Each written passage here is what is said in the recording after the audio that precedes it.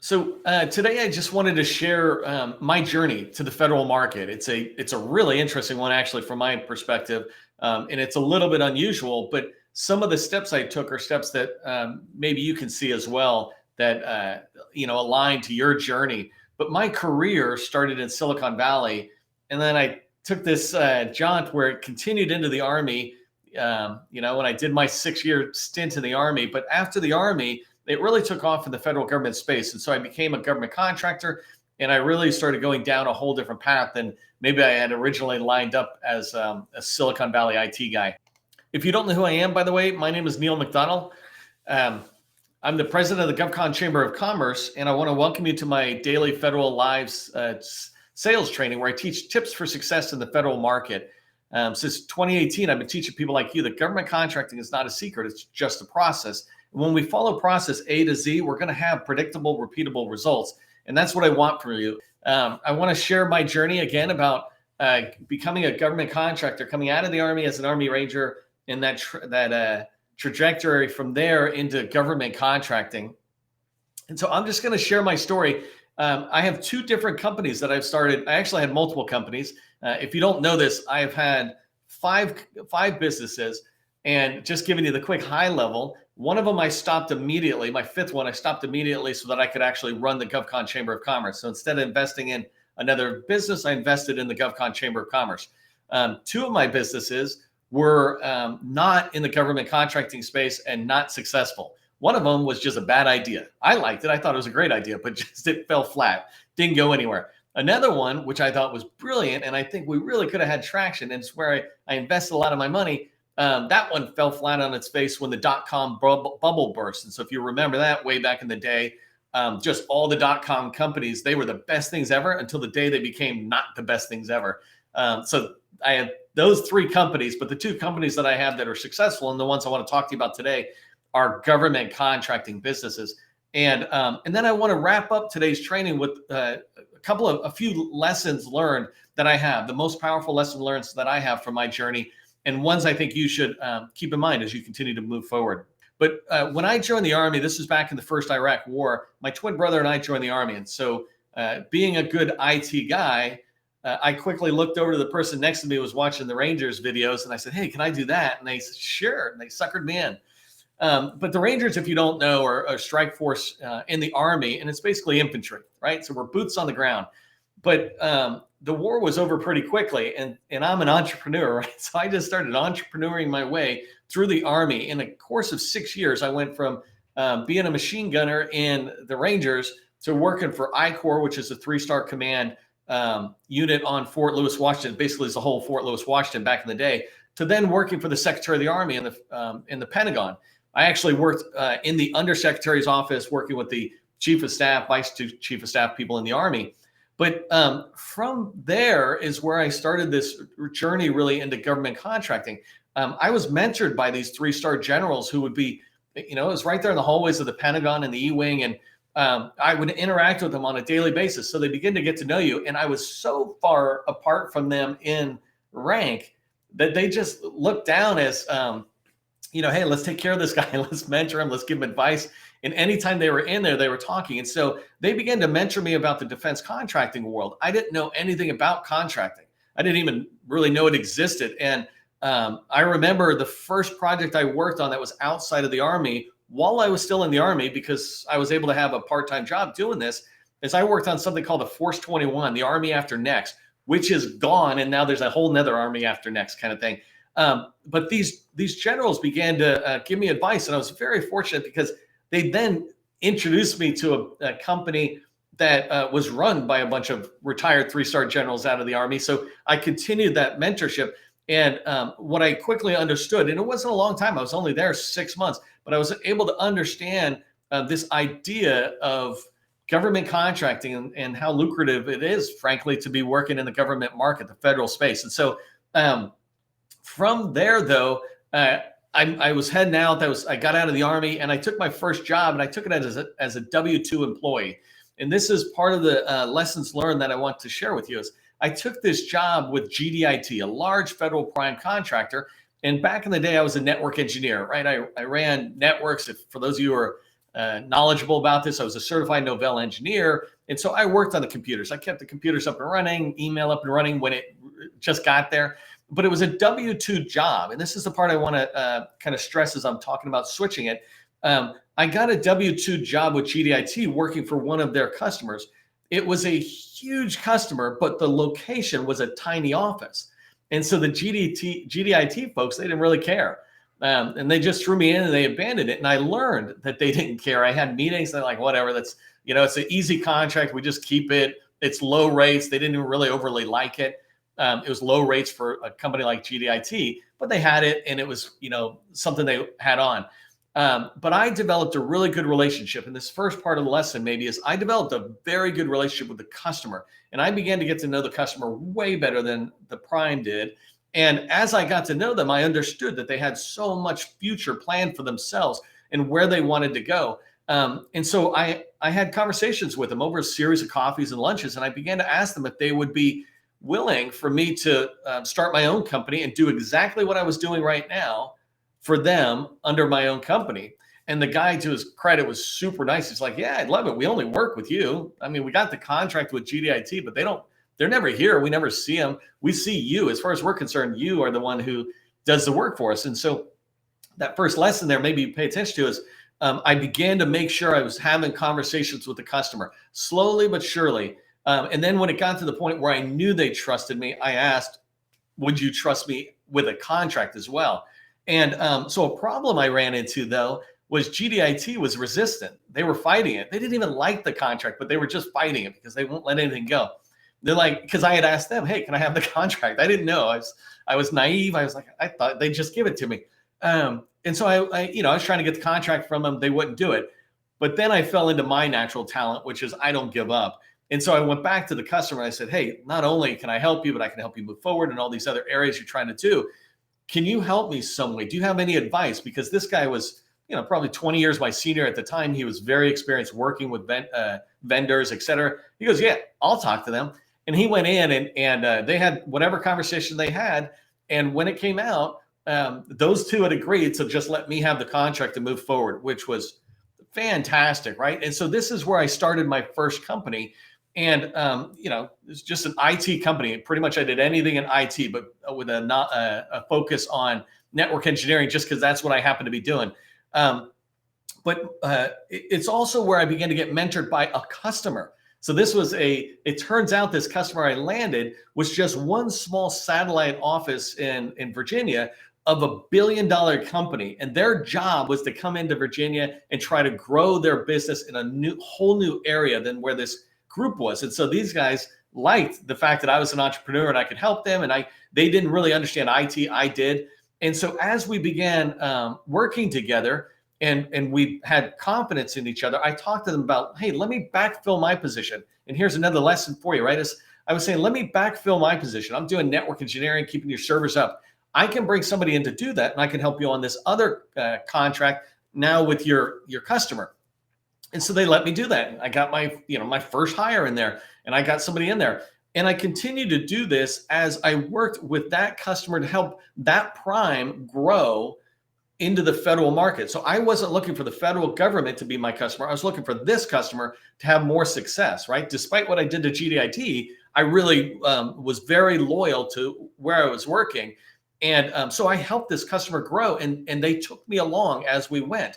So we started going into different federal agencies, eventually getting to very large agency, Department of Treasury, very large contracts in the IRS, working on, and this is in the old days, but working on basically knowledge management, making sure that they can access all that paper and begin to turn it digital. That was the days of trying to go digital document or digitize all the documents that were out there so they could get access to it. Well, that was what I was good at, right? And so I was able to grow. And every contract I got into, I was subcontracting under these people and bringing on a new person.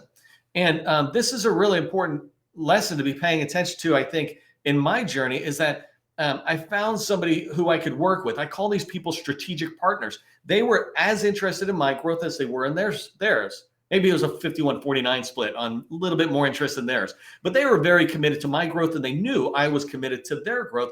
And together, we kept moving forward. I never tried to leapfrog them, take something away. or just leave. I saw that I could build my success going forward. And it was fortunate for me that it happened to be a large prime.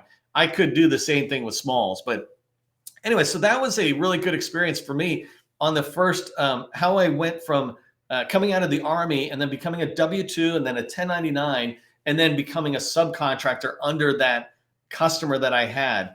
And I talk about this all the time. One of the first things you need to do when you become a government contractor is feed yourself. 1099, right? Feed yourself. Then begin to have employees who feed you. And so I backfilled employees. I gave them great jobs and I was able to move forward. And pretty soon I was getting paid by the people working for me. And so it was a great path to get started in that business as I was going forward. And as I mentioned, I sold it. I sold that company. And that's one of those companies where you build it and you go, hey, by the time I'm 30, I'm going to have this goal. And I hit my goals. And I sold my company and I started that .com company that I talked about. And it went bust. I lost all my money, but I did gain a solid partner out of that because I was dating my now wife, Nancy. I was dating her at the time. And when she heard that I'd lost all my money, her first reaction was, well, you lost it. You built it once, you'll build it again. I was like, oh man, you're a keeper. So we really had a good partnership there. She's another good strategic partner. Okay, so let me tell you about my second company. So this one here, so I had lost my money and I basically had to restart again. No big deal. You can always restart in your life on, when it's just basic things in front of you, like losing a job or losing your money. You just start again. And so my second company, this one I got started from a 1099 gig. So I got back out into the world and I started aligning to this thing called Microsoft SharePoint. So first I was in network engineering. And if you don't know this is basically the hardware, the servers in your office. And then Microsoft SharePoint is an application platform that sits on top of it that allows you to do all this business functionality, running all the different businesses within your organization or departments within your organization. But anyways, I got good at SharePoint, got certified in that, and I got a 1099 gig on this. And the 1099 gig that I had, it taught me a lot. First off, I got a really good customer who I was working with that I was able to kind of grow with them, bring in some more people. But it helped me understand this relationship with companies that are like OEM type partners. Microsoft in particular, I teamed up with a company like Microsoft and tried to really get solidly in there as a partner and understand what they do and then and hyper focus what we were offering. And so this is where I really learned to hyper focus. When I was in my first company, I was doing all IT services, whatever they needed me to do. But when I got into the second company, I was saying, hey, we do SharePoint. That's what we do. And I wanted to share the lesson of how I got my first federal contract, because I started with commercial stuff as we were getting rolling. But the path to getting the federal contract for me is exactly what I teach today anyways. So a couple of things. First thing is I talked about hyper focus. I really became hyper focused on SharePoint. And then we put the word out. We let everybody know. It's like, hey, we're in business and we're trying to get into the federal market. Do you know anybody we can talk to, begin to learn from, begin to work with, maybe people who aren't doing SharePoint? And we didn't just go to like vendor outreach sessions. We went to high school reunions. We went to Starbucks. We went anywhere we could, chambers of commerce, et cetera. We just went anywhere and made sure as many people as possible knew what we were doing, right? You want to up the numbers game. And that's what we were doing, as making sure we had mass visibility that we could have. And one of the people that we had told said, well, I have a friend who's got a government contract, right? And this guy has a government he has multiple government contracts, but I don't know what he does. I don't know anything about him, but I'll make the introduction. Bringing this story forward, he made the introduction to this guy, Ted, which I'll never forget Ted's name because he introduced us, brought us in there. And when we met with Ted, few minutes conversation, chit-chatting, here's what we do. We understand this is what you do. And he goes, you know what? We don't do SharePoint, but we get asked that all the time. Do you guys do SharePoint? No, we did this, and this kind of stuff. And he says, I'd be happy to bring you in there. And because we put the word out, he was able to bring us into the VA. And for my second government contracting company, that was our first customer, was in the VA. And we got it because we put the word out to other small businesses, to people, but actually really targeting small businesses in the federal space, and got in with something that they didn't offer to their customers already.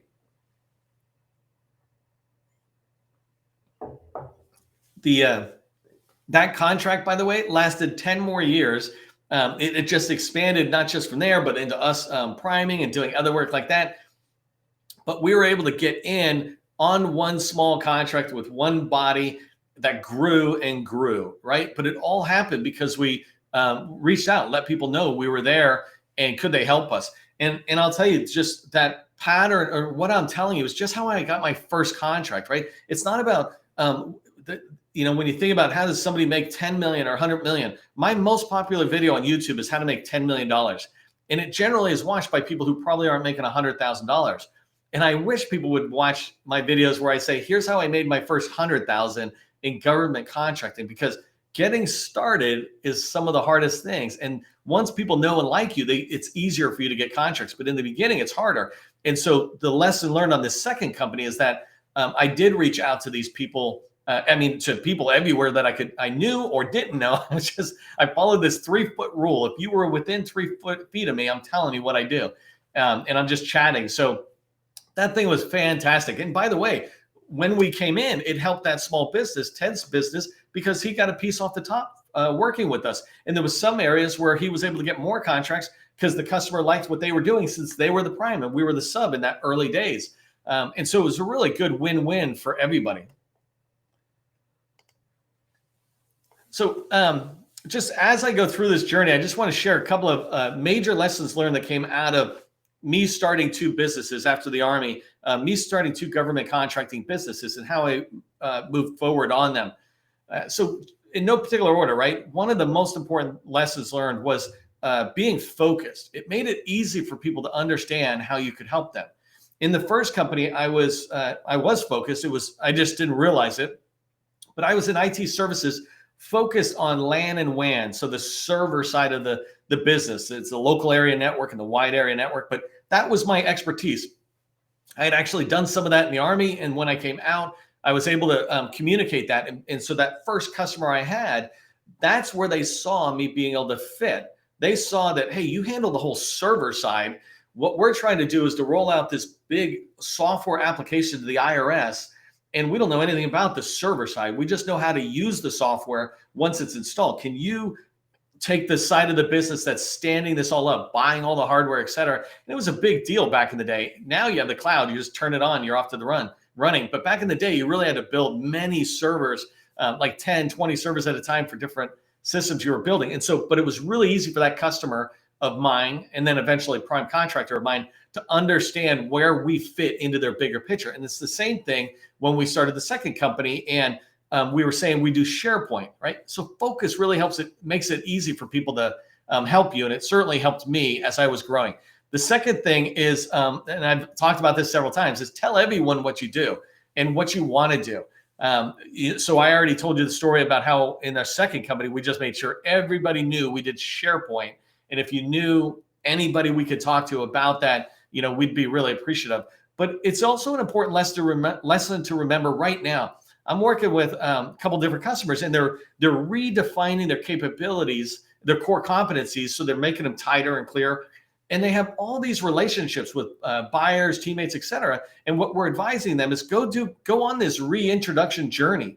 Hey, Jane, we just revised our capability statement. Do you mind if I come in and tell you what we're doing and where we're going? Right. And so telling everybody about what you do isn't just once. It's, every 6, 12 months, and sometimes it might be longer if your relationships are engaged, but you don't want to take it for granted that people know what you do. Help them know that. The third lesson learned that I want to share with you is learn from everyone. When I came out of the Army, I was learning from generals who were both in and retired. And so I was learning from these people. It just happened to be generals, by the way, because in the Pentagon, that's all I got is a whole bunch of generals.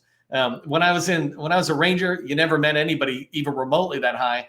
And when I was finally working at I Corps, which is the top command in Fort Lewis, they had like 2 generals sitting around, 3 generals sitting around. So it's not a lot. But in the Pentagon, the joke is there's so many generals, even they're the ones that get the coffee. So it's not that big of a deal that I interacted with the general. My point is that I learned from them, and I learned from the ones who were retired, and I learned from GDIT and other large businesses like that first customer I had. And then I certainly learned from small businesses. When I talk about TED, that's where I learned the most about government contracting. when I worked with that first company, it's where I learned the most about sales in the federal government. But with Ted, I learned about just even billing the government, how to go after prime contracts, all that stuff I learned from another small business. And so make sure you're learning from people. We're all willing to share. You should be willing to share as well, right? And when we learn from each other, we grow so much stronger. And the last thing I want to just give you a tip on is a lesson learned that I had from my two companies is that I always, and you always want to backfill yourself. So if you're the subject matter expert and you're just starting a company, it's totally okay to go in and get a job, right? It's 1099. And then you try to flip it over to a 1099 for your company so that it's basically a subcontract.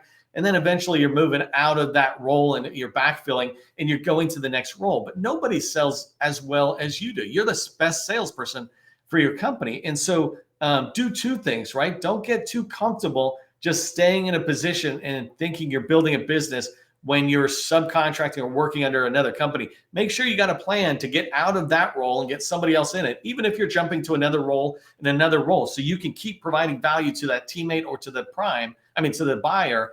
But you want to be able to backfill yourself. And when you do that enough, you'll be able to grow your company. And actually, that's a very good lesson for just teaching your staff. Many people should be thinking about how do they go to the next stage? How do they backfill their positions? Because if they think that way, then they're thinking about how do I find somewhere for me to go so we can bring somebody into where I was at. You'd be amazed how fast organic growth goes when you do that.